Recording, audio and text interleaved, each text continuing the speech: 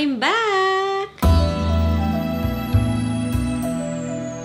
Hi guys! Maraming salamat for allowing me to rest. Lalo na almost 2 weeks. Actually 3 weeks kasi naggamot pa ako na nagkaroon ako ng malalang ubo. Grabe, ito yata yung natatandaan ko na nagkaroon ako ng ubo na sobrang lala guys. As in, kailangan kong pumunta sa doktor at mag-antibiotic. Hindi pa ako 100% na okay, but at least may boses na ako. Once in a while, I still need to clear my throat, but natapos ko na yung antibiotics ko. So hopefully tuloy na to guys. As some of you know, lalo na yung mga nakafollow sa Instagram ko, dahil wala akong boses. Because of that, ginamit ko na lang yung time para una magpahinga kasi wala naman akong choice, and pangalawa, magligpit, maglinis, mag-declutter, and because of that, mas nakita ko kung saan ko ginastos yung pera ko, kung saan ko siya nasayang actually.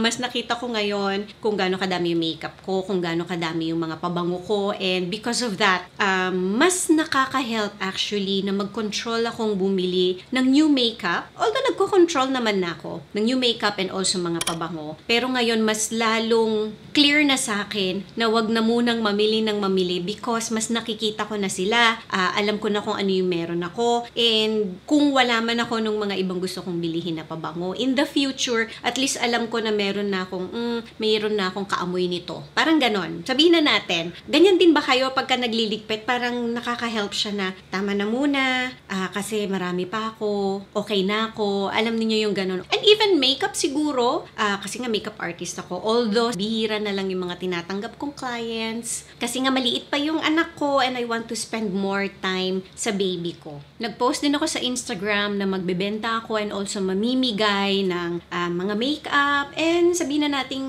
iba pang natirang mga pabango na declutter ko kasi nakapamigay na ako guys. But hindi ko alam kung paano sisimulan kasi ang dami kong na-accumulate na gusto kong tanggalin dito sa room. Pero nagawan ko na ng space yung room, nalinis ko na. Actually kagabi nakakatawa kasi minap ko yung mga walls kasi nakikita ko may mga dust, may mga molds, alam nyo yon. Maraming salamat sa flat na mop. Buti na lang may ganyan na ngayon, no? Kasi madali nang maglinis ng walls. Nakakaganda ng mood pagka maayos lahat. But alam ko nandito kayo because gusto ninyong makita yung August perfume favorites ko.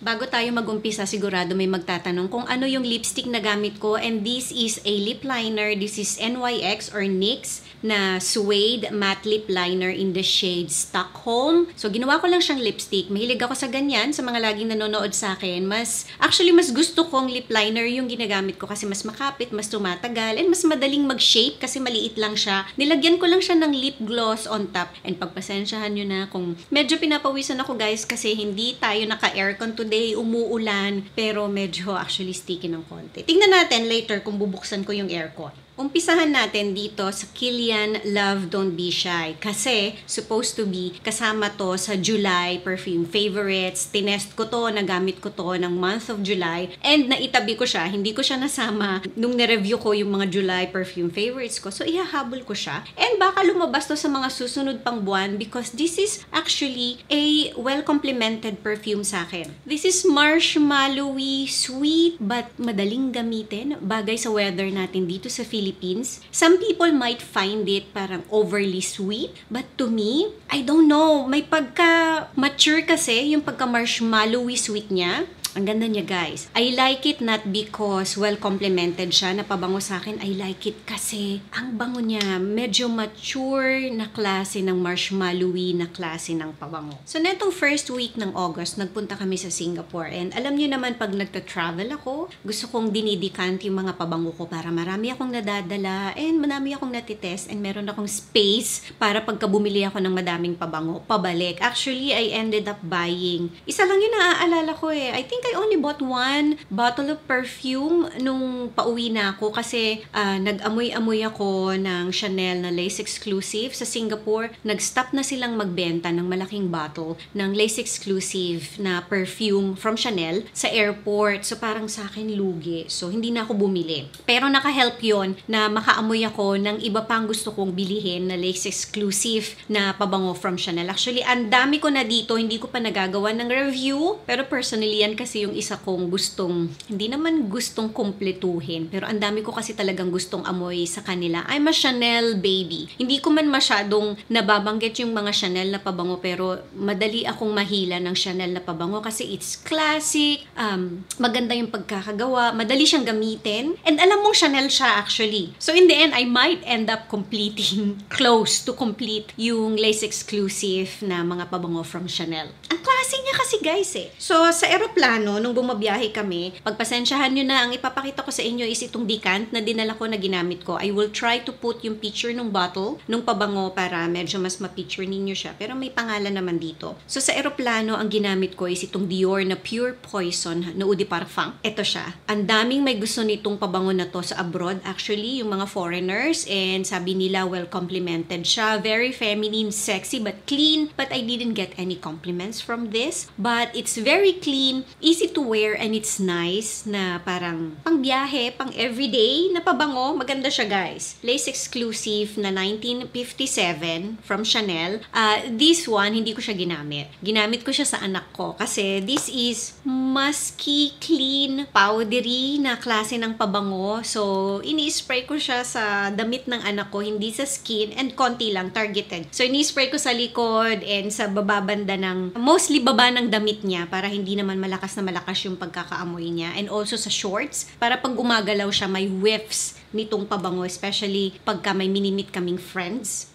This is very clean and very, very nice na pabango. Very safe siya if you want, sabihin na natin, first time ninyo bibili ng lace exclusive na perfume and gusto ninyo ng clean, powdery, musky na scent, very safe, hindi masasayang yung pera ninyo. Try itong Chanel na 1957. Lattafa Camera. Oh my goodness, I need to show you the bottle. Pero ito yung dala ko nung bumiyahe.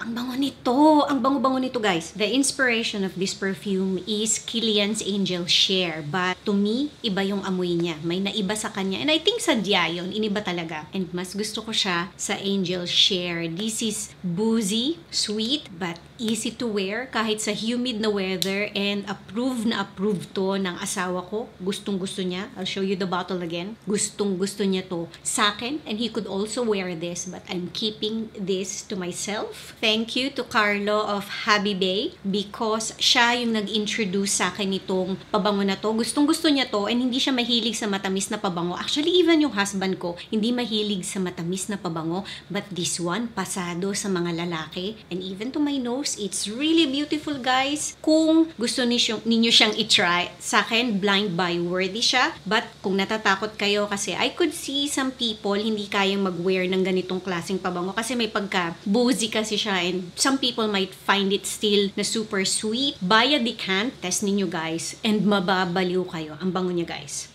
Emir Vibrant Orange Eau de Parfum. I don't know kung may Eau de Toilette siya, but isa lang yata siya. This one. This is happy, uplifting. Again, matamis siya. But this is citrusy, parang orange na soft drink, sabihin na natin Royal True Orange, pero fresh and very uplifting na klase ng pabango. Etong dalawang susunod na pabango, eto minix ko na sila, and medyo tumagal na sila dito sa decant, so medyo mas gumanda na yung timpla nilang dalawa. So unahin ko tong Vanilla Diorama from Dior, and hinaluan ko siya ng pink sugar. So yung ratio ko is 5 sprays ng Vanilla Diorama and then isang spray ng pink sugar. The reason why pinaghalo ko silang dalawa because the Vanilla Diorama, to me, on my skin, medyo may pagka-amoy ihi siya. So, hindi ko gusto yung part na yon. But, yung sweetness niya, yung parang burnt sugar na part ni pink sugar, medyo pinapatay niya yon. Kaya nagiging wearable siya sa akin. It's so sexy, etong combination na to. Of course, if you could wear the Vanilla Diorama from Dior, mas maganda kasi hindi na kayo magmi-mix. But the combination of these two, very sexy. Vanilla na may pagka-burnt sugar. Gusto ko siyang ginagamit pag nasa abroad ako. Next is itong Zara na Ebony Wood and Tom Ford na Lost Cherry. Same thing si Lost Cherry from Tom Ford. I don't know why hindi ko siya kayang gamitin alone. Mabango siya. siya, but not on my skin. Sabihin na natin, parang hindi ko siya appreciated sa skin ko, but pinaghalo ko tong dalawa. Oh my goodness. This is 50-50 na ratio. Para siyang creamy na may naaamoy akong almond na yung cherry niya, hindi super parang lakas na almost parang cough syrup. Ito din, ang ganda ng mix na to. Mas medyo na tone down yung cherry na note kasi sa akin parang may pagkaamoy cough syrup siya. And because of the Zara Ebony Wood, yung woodiness niya, hindi siya woody, medyo kalmado siya. Mas parang amoy, ayun nga, almondy siya na may pagka-cherry. I don't know why. Ganun yung naaamoy ko sa kanya ngayon. Tumagal na siya dito sa container ko. Dua na actually extrait de parfum. Yung concentration niya. This is Fortunella Dream. And ang kaamoy niya is si Hermes na Le Jardin de Monsieur Lee. Hopefully, na-pronounce ko siya ng maayos. Gustong-gusto ko yun sa yung Garden Collection. Actually, lahat naman sila mabango. Lahat naman sila gusto ko. But mas gusto ko siya sa kanilang lahat. Citrusy, fresh, and magaan na klase ng citrus. Very soft na klase ng citrus and it's really nice. Malakas siyang version nung Hermes. So, sabihin na nating dupe siya, pero I like this kasi isang spray ko lang sa katawan ko and also sa damit ko and maghapon na siya. Hindi ko na nabibilang kung ilang oras, but come on, this is extrait de parfum. So, medyo matagal talaga siya sa skin. Kahit na pang lalaki to, gustong gusto ko to guys. Easy reach sa akin to, lalo na pagka mainit. Sa dami ng pabango ko, isa to sa laging parang napupuntahan ng mata ko na madaling hilain, madaling gamitin, na fresh na pabango, and this is Dior Homme Cologne. Marami tong variants pero I think naamoy ko na yung iba. Gusto ko rin sila, wala lang akong time bilihin. Hindi siya wala siya sa priority list ko. Eto, meron ako nitong maliit na bottle and I think meron din akong malaking bottle na backup nito kasi this is really nice. Sabi ko sa sarili ko, madali ko siyang mauubos, pero syempre, ang dami kong pabango. Kung hindi madami yung pabango ko, ubos na to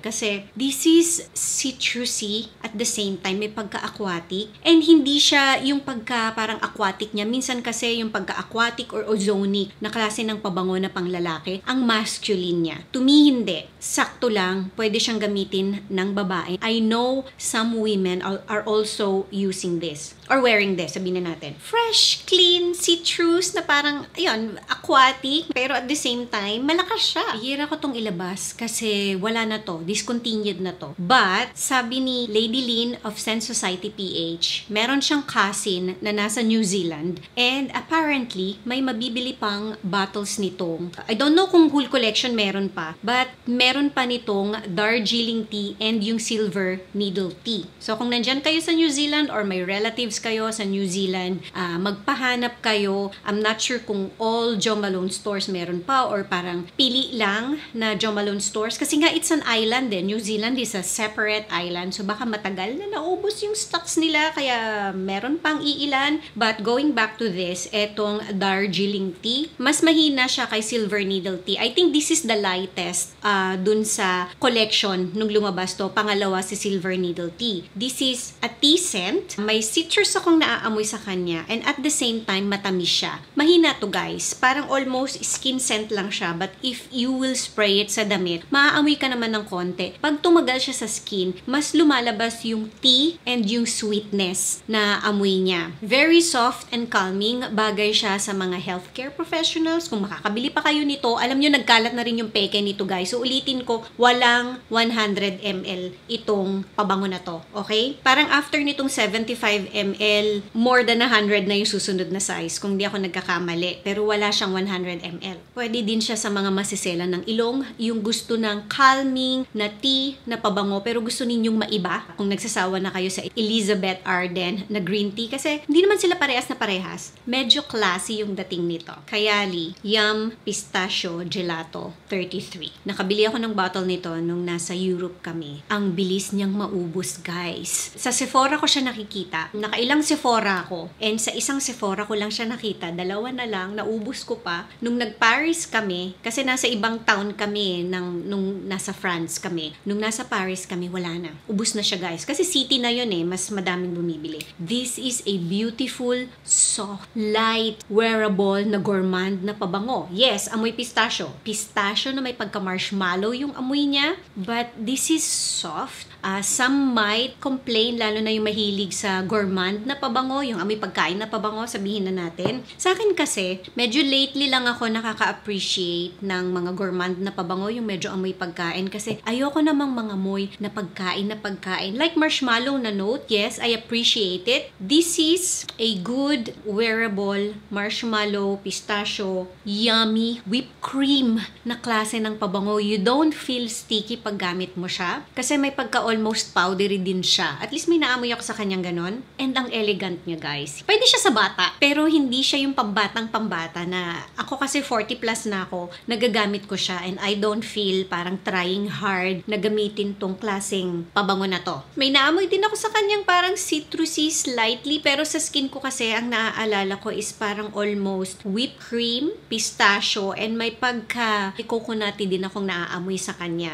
Scent memory lang, guys. Pero hindi siya nakakatakot gamitin dito sa Pilipinas kasi hindi siya nakakaumay and hindi siya yung sobrang lakas na masakit sa ilong and masakit sa ulo. Ang sabihin na natin may pagka-elegant siya by Redo na Mojave Ghost. Ang tagal na nitong bottle ko na to and ililink ko dito yung review ko nito. Hindi ko to masyadong gusto. Nung una guys. Ngayon, nung ginamit ko siya ulit and umuulan-ulan, hindi naman, wala pa namang burst season, no? Pero na-appreciate ko na siya ngayon. Naintindihan ko this time yung hype nitong pabango na to. Dati kasi parang ang hina, wala siyang dating sa akin. Sabi ko pa nga parang kung hindi ako nagkakamali, kaamoy siya ni Rain from Commodity na brand. And until now, nakikita ko yon yung pagkasabihin na nating almost ozonic or aquatic niya. Pero ngayon kasi, mas amoy ko yung woodiness niya. And yung pagka-woodiness niya, ang soft lang. And may pagka-elegant sa kanya. Kaya nga, pagka meron kayong biniling pabango and hindi nyo siya nagustuhan the first time, itabi nyo lang. Huwag nyo munang ipapamigay. Give it a whole year. Bigyan nyo siya ng time na gamitin mo ng, i-check mo siya pagka umuulan, pagka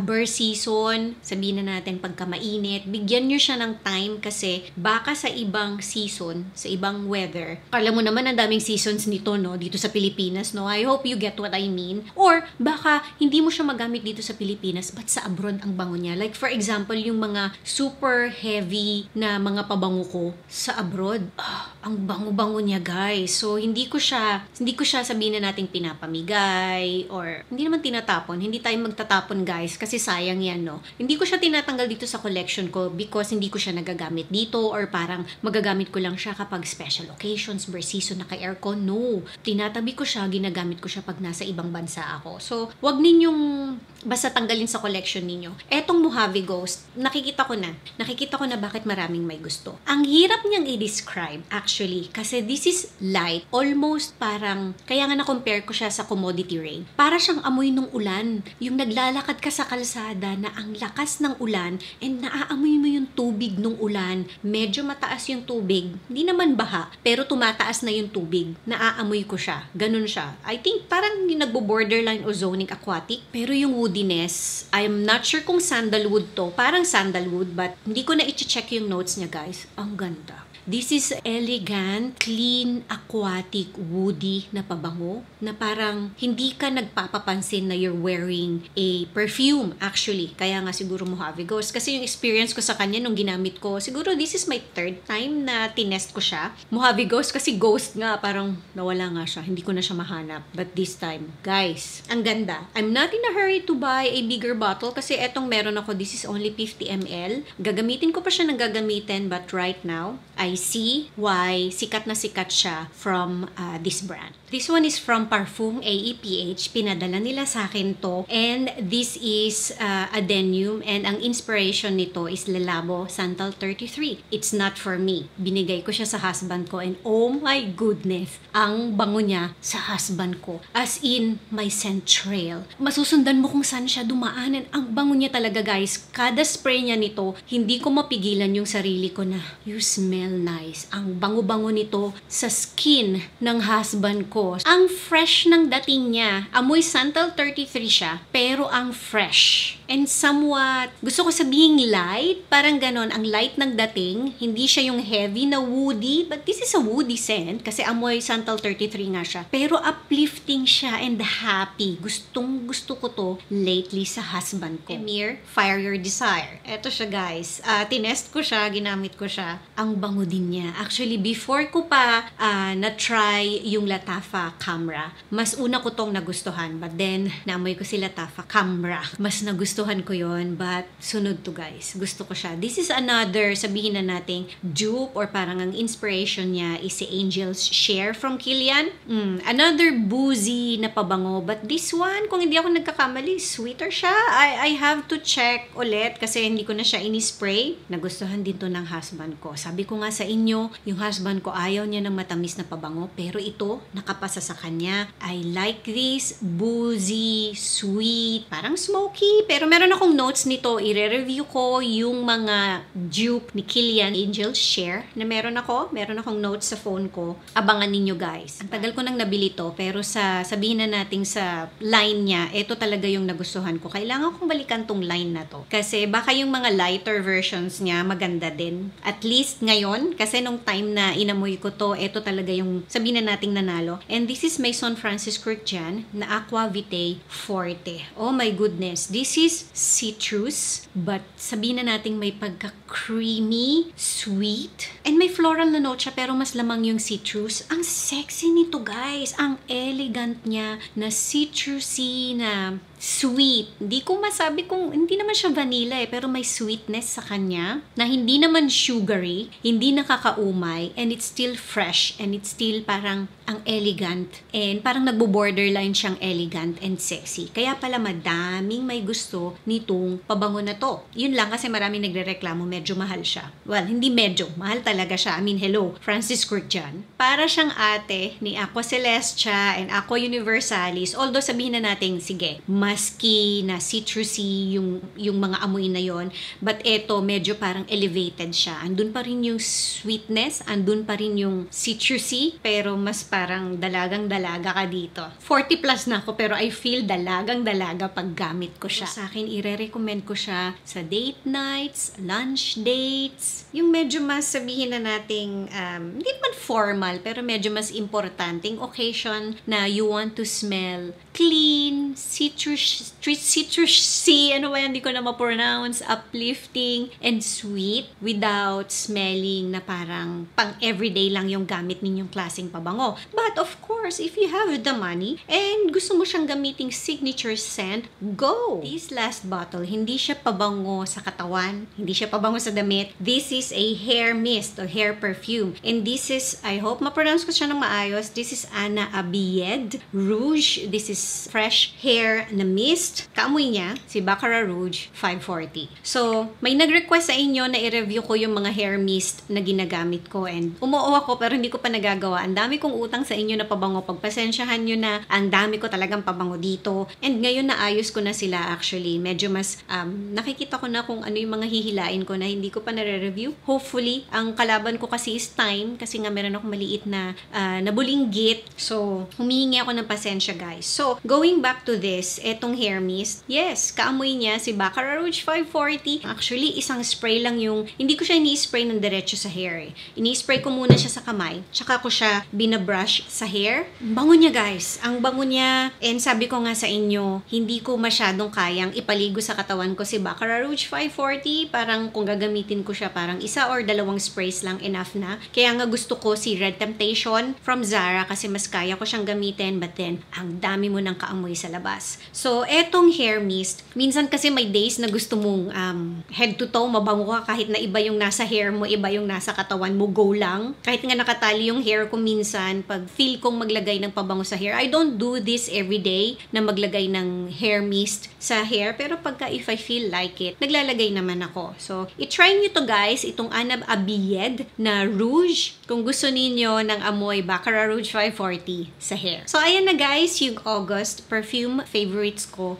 Gusto ko mag-giveaway. Mamimigay ako ng Latafa Camera na 2 ml lang na sample para maamoy ninyo siya. And mamimigay ako sa 3 winners. Mag-comment kayo below kung alin yung pabango na before hindi nyo siya gusto. And then nung tumagal, actually, na-appreciate nyo na siya, nagustuhan nyo na siya. And sa dulo ng comment ninyo, ilagay ninyo yung Instagram account ninyo kasi sa Instagram ko i-announce yung 3 mananalo. Ilalagay ko sa description box below kung kailan ko i-announce sa Instagram yung 3 mananalo. Ganun naman tayo lagi, di ba? Yung mga laging nanonood sa akin, yung naka-follow sa akin, ganun tayo lagi pagka meron tayong giveaway. This is for Philippine address only. So, yung mga nasa ibang bansa, pwede kayong sumali, but make sure lang na meron kayong mapoprovide na Philippine address in case na manalo kayo. So, ayan na guys, good luck dun sa 3 mananalo. Nagustuhan niyo ba tong bagong setup ko? Thank you for watching and see you on my next video. Bye!